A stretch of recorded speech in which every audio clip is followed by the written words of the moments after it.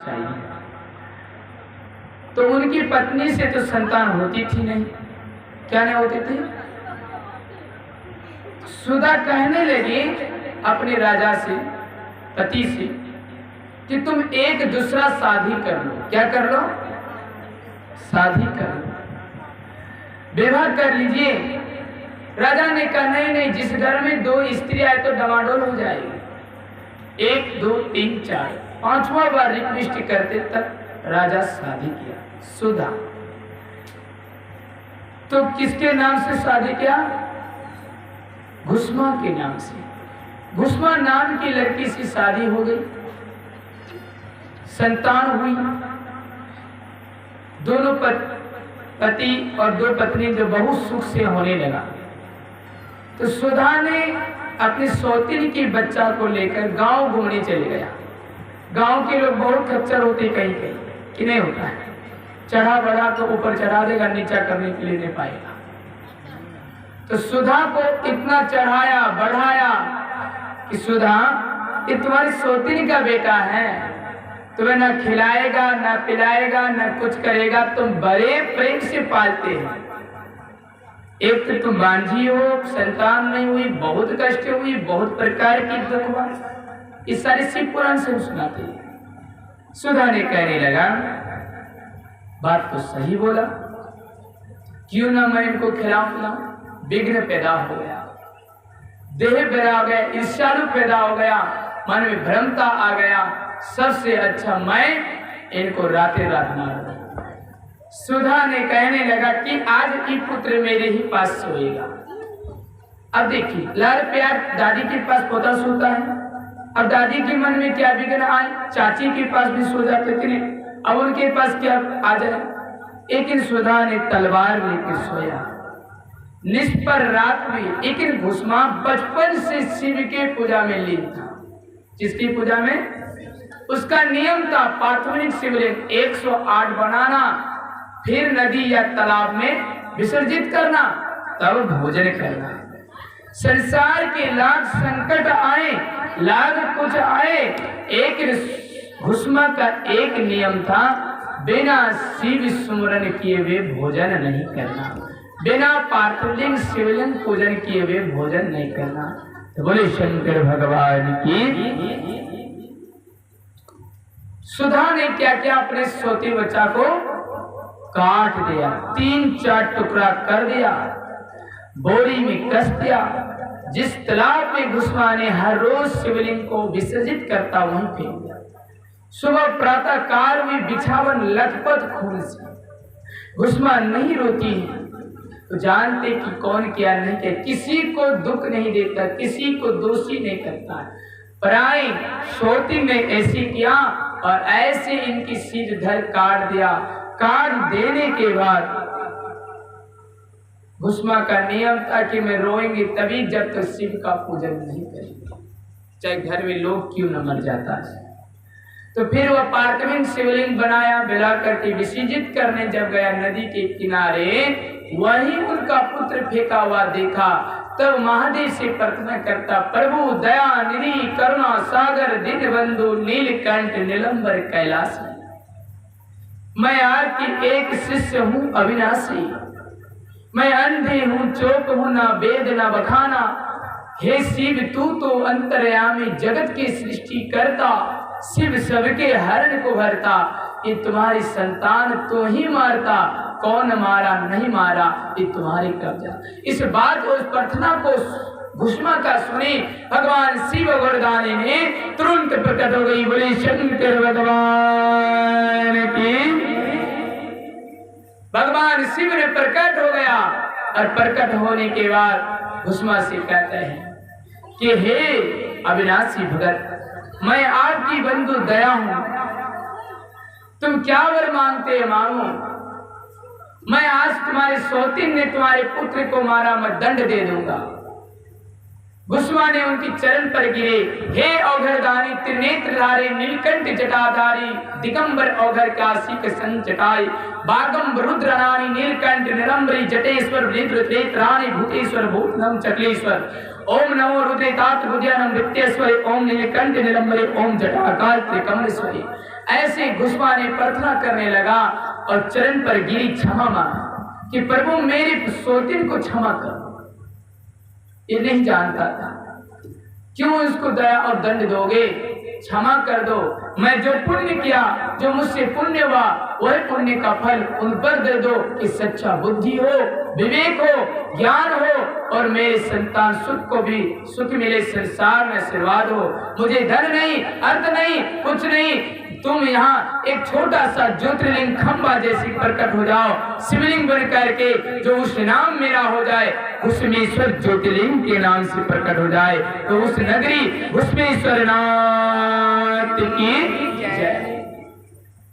कि ऐसी लिंग प्रकट हो जाओ कि दुनिया के लोग उस शिवलिंग पर आकर जल चढ़ाएं और जितना जल चढ़ावे उतना दिन तक पुण्यवान बन सको। तो सच्चा इंसान हो तो गांव में भी एक शिवलिंग प्रकट करा देना। बोली शंकर भगवान की। और भुष्मा की कृपा से आज शिव पुराण में सुनना 12 ज्योतिर्लिंग 12 ज्योतिर्लिंग में एक घुसमेश्वर ज्योतिर्लिंग के नाम आता है। तो इसीलिए घुसमेश्वर ज्योतिर्लिंग के नाम से भी प्रकट हुआ। तो इसीलिए सच्चा शिव के भगत होगा तो वो भी लड़का जीवित हो गया, पुण्यवान हो गया और लड़का को जुड़ा दिया।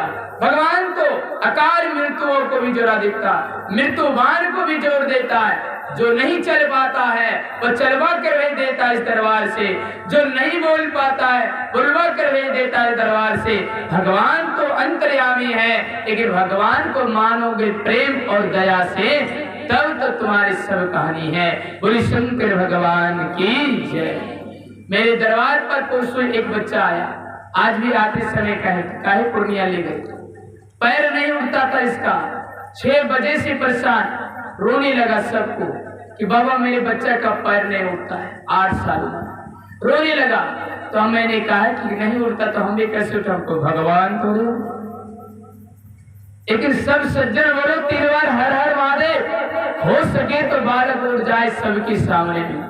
भगवान की असीम कृपा लगा कि सबके सामने में बालक खड़ा हो गया और उठ कर दिखा दिया। बोले शंकर भगवान की जय। कल भी सोमवार था, इतने वीर 200 आदमी के बीच में एक लड़की 7 महीना से उठ नहीं पाता था। फिर मैंने कहा 3 बार हर महादेव बोलो, सबके सामने में 7 महीना से सोए हुए बच्चा उठकर खड़ा हो सकता या नहीं हो सकता, मेरे पास कुछ शक्ति नहीं, परमात्मा का कृपा है। 7 महीना क्या पूछे, सेकंड नहीं लगा और सबके बीचों में भगवान शिव की असीम कृपा लगा। उन लड़की चल के गया अपना गाड़ी के पास। बोले शंकर भगवान की जय। तो इसीलिए भगवान शिव पर यकीन है, भरोसा है, आदि है, शक्ति है, नीलकंठ है, नीलंबर है, त्रिकालदर्शी है, त्रिनेत्र है, जटाधारी है, औघरधारी है, त्रिपुरारी है, अंतर्यामी है, महागौरी, शक्तिशाली, निराकारी है और नीलंबर है, जटाधारी है। भगवान एक नीलकंठ दिगंबरा भी। इसलिए भगवान शिव की इतना नाम है कि इनके नाम पर अशुभ सुख शक्ति उत्पन्न होता है। मेरे दरबार पर ऐसी वैसी लोग, आज चाचा जी दरबार जो डोमन लालसा करवाते हैं वो भी चल नहीं पाए। मैंने कहा 3 बार बोलो हरण महादेव, उठ कर खड़ा हुए, सबके सामने में चला। आज देखिए तुम्हारे समाज का ये आदमी है, कैसे था और कैसे हुआ और सबके बीच में चला। तो ये मेरी कृपा नहीं, उन परमात्मा का कृपा है। कहता शिव तेरे नौकरी करूं तो मैं हर जगह पहुंचूंगी, मैं शिव का नौकर हूँ, उनकी ही नौकरी करता हूँ, इसीलिए इस दरबार तक पहुँचता हूँ। तो इसलिए शिव की नौकर बनना है तो ये सब जीवन के लिए कल्याण वैभव यत्रम दृष्टया जगत पूर्णमान हो जाता है। भगवान शिव आदि काल है, अनंत है, आज नहीं करोड़ों जन्म का है। भगवान शिव स्वरूप है। इनको मन निर्मल भाव से शिव का गुरु बनाए, स्मरण करे, सब कल्याण सफल हो जाता है। तो बोले शंकर भगवान की जय। इसीलिए भगवान करुणा निधान पर आने वाला व्यक्ति एक बार शिव का स्मरण जरूर करना है कि नहीं करना चाहिए। शिव के संसार में आओ, शिव की भजन में जाओ, शिव की ध्यान में रहो, शिव मगन हो, शिव शक्ति हो, शिव सबके लिए कल्याणवान होता है। इसलिए गांव में एक शिव का मंदिर बना दो या शिवलिंग बना दो तो आपके लिए कल्याण होगा।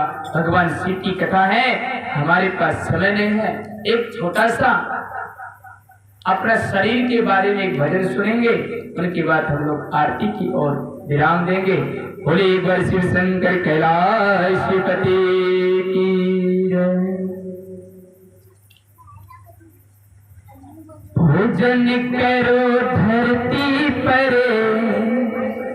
सबको ताली मारना है तो सबका साली ना भाग जाए। अब काटा हम लोग साली पे किसी का घरवाला ना भाग जाए, तो इसलिए परेशान न होना है, सबको ताली बजाए। भोजन करो धरती पर, अलथी पलथी मार के,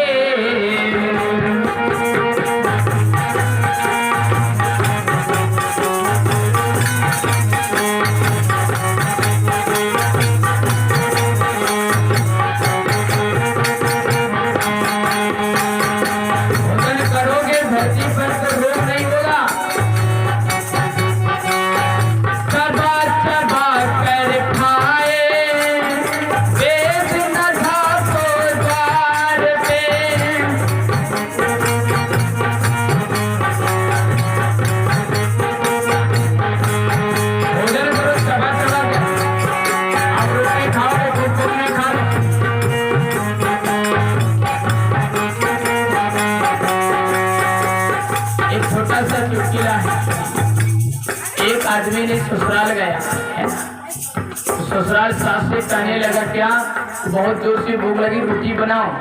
तो कहा जमाई जी चूल्हा के पास ही बैठ जाओ, गरम गरम रोटी खा लेना है। क्या खा लेना है? गरम गरम।